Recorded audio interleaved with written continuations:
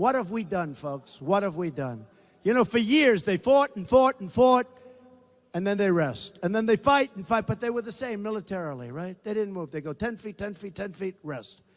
And we gave them everything. We blew out one of them, and now we don't know what the hell's going on. We don't know what's going on. And now you have the migration, and now you have people coming into our country and coming into all of the European countries. And you look at Germany, what a mess Germany is. I have friends from Germany. We're so proud of Germany for so many years. And they say, we love our country, very, very proud. Members of clubs that I have in Florida, Mar-a-Lago, so proud. And now they're saying, we think we're moving. We're leaving Germany. Okay, we're leaving. They say we're leaving Germany. What they've done is incredible. And we're doing the same thing. We're taking in millions of people that we don't know who the hell they are. They don't have documentation. They don't have paperwork. It's going to be a problem like you've never seen before, and you're going to have a situation. You look at Orlando, and you see how bad that was. Sadly, folks, unless we get really tough and really smart, it's going to happen again and again and again until we really know what the hell we're doing, because we don't know what we're doing. We just don't know. So we're going to be different. We're going to be tougher. We're going to be smarter. We're going to bring our jobs. We're going to have borders. We're going to have the wall. We need the wall. We have to stop the drugs. We have to stop.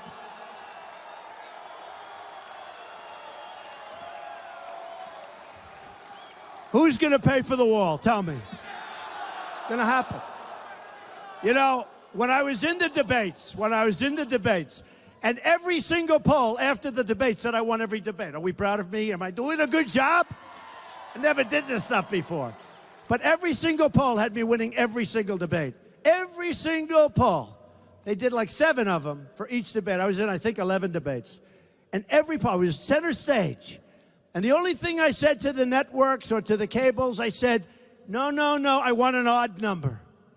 They said, no, we can't do that. We want 8 or we want 12. Do you remember at the beginning? They had so many people, they needed another stage, right? But I always said, I want an odd number on the stage. They said, why? Because if I don't have an odd number, I'm not in the center, right? I was center stage on every single debate, representing you. I need this like a hole in the head, folks. Representing you.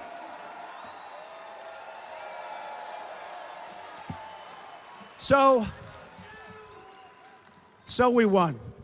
And we're going to keep winning. We're going to keep winning. We're going to win so much. We are going to win so much. And we have to win. We have no choice.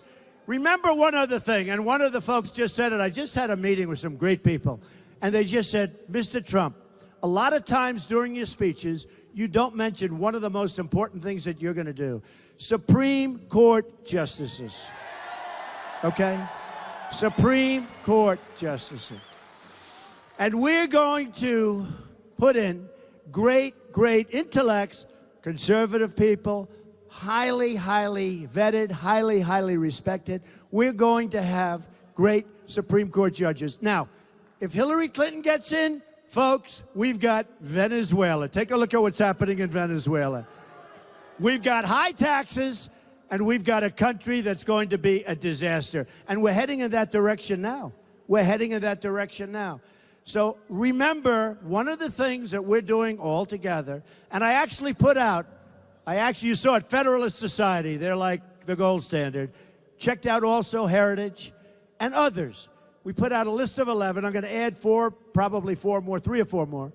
And they're going to be great names. And we're going to pick among them or somebody very similar, high quality. But if we don't do that, we are really in trouble. Judge Scalia passed away. Judge Scalia was a great person, a great man, and a great justice, okay? A great justice. And that was unexpected. And remember, this coming president probably will have 3 judges, including Justice Scalia. Probably will have 3, but could have 4 and could have 5. It could be record-setting, the biggest ever. It could be the biggest ever. And we have to do something, and we have to make sure, and I sort of, you know, I get a kick. when these poor, poor people that have been fighting me forever, they just don't understand. They can't beat me. They just can't beat me. So now I hear, and we'll just finish off. So I hear they want to try and do something at the convention. Wouldn't it be funny if Trump gets record-setting votes, the biggest in history, has unbelievable number of states, and somebody that was beat like a drum says, our nominee is that. First of all, it's not legal, can't do it. Second of all, the Republican National Committee is with me 100%. Reince Priebus, a very good guy. He said this is the most ridiculous thing I've ever heard. Third of all, I think it's just a pure fabrication by the press. But if there is one of the guys, one of the people that he defeated, you know, it's possible. They don't take it easy. And it was a rough look. It was a rough go.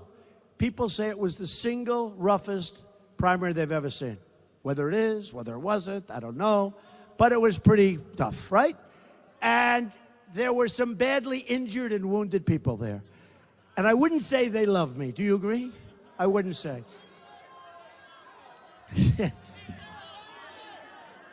You people, you're worse than I am. You're worse. You're worse than I am. But I understand it. I understand it.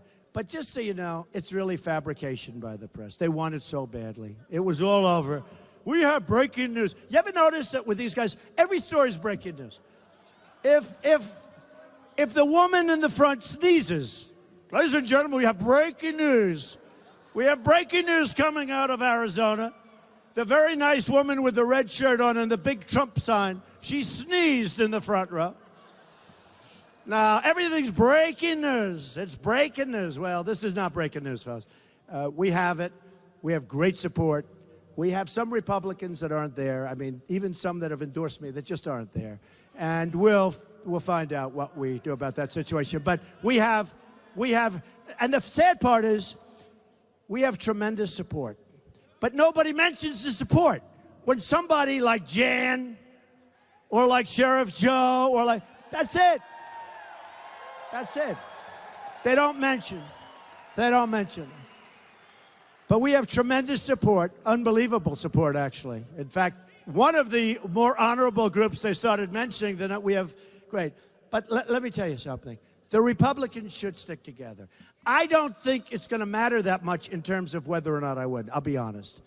Because I really ran as an outsider, even though I used to be total establishment. Hate to tell you, you know, but before, think of it, 1 year, 2 days. But before I ran, I was very much, I shouldn't tell you, you'll leave immediately, but I was sort of establishment. I used to give vast amounts of money, right? And now, as soon as I ran, I became an insurgent. I became an outsider. Guys that were my friends this year, an outsider. And you know why? Because I'm going to do what's right for you. I'm not going to do what's right for them. I know the game better than anybody. And they want things in the party and the other party, because Hillary is totally controlled by Wall Street. I mean, she may say not, but she is totally controlled by Wall Street. She is totally controlled by countries that are horrible to the gay community and horrible to women. She is totally controlled. She's been given tens of millions of dollars by countries that treat women horribly. They use the word, by the way, enslave. By countries that treat women horribly, enslave, and countries that kill gays. They kill gays. They push them off of buildings and they kill. And she's taking money and she's letting more of them come into our country. And you tell me who's better for the gay community, and you tell me who's better for women, folks, okay? Who's better?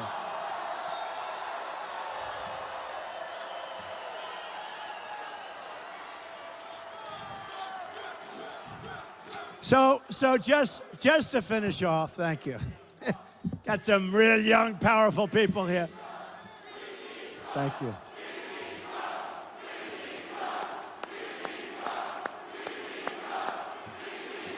That's great. Thank you. Thank you. So just to finish off, we have a movement going on. You have people that are the biggest pundits. Bill O'Reilly, a tough guy, smart guy, Bill O'Reilly said recently, a couple of times, it's the single greatest phenomena, politically speaking, that I've seen in my lifetime. That's a pretty good statement, right? Talking about the movement. Others have said the same thing. Others that hate me have said the same thing. It is a movement. In November, we've got to win. Right now, we're up pretty big in Arizona, but we got to win. We got to win. It's a very important state, but we've got to win, and I think we're going to win.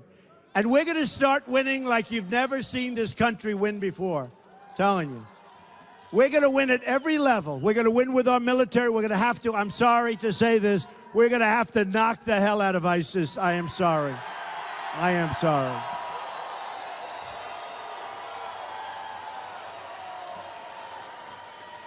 We are going to win for our vets. Our vets have been mistreated, and you know better than anybody.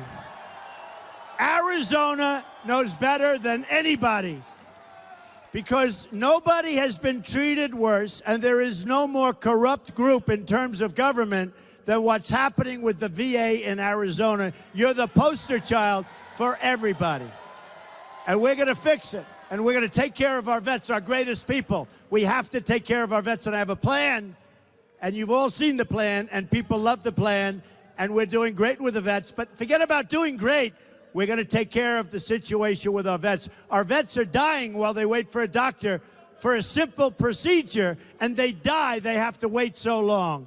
So we're going to take care of our vets. We're going to win with our vets. Ready? We're going to win, and we're going to knock out Common Core. We're bringing our education local.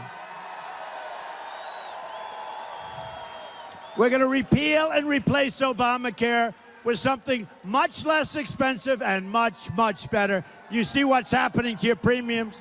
You see what's happening to you. Your deductibles are going through the roof. You can never use it unless you die a really long, horrible spell and then go at the end. The deductibles on Obamacare are so high that you'll never be able to use it. Your premiums, I just left Texas, your premiums, Blue Cross, Blue Shield, through Obamacare, just were raised to 60%, folks, 60%. And bigger numbers are coming on November 1st, much bigger numbers. It's a failure. It's a total. And by the way, I wish it was successful. I don't mind saying I don't have to fix everything. I wish it were successful. It's a disaster. We're going to fix Obamacare. We're going to repeal it and replace it, okay?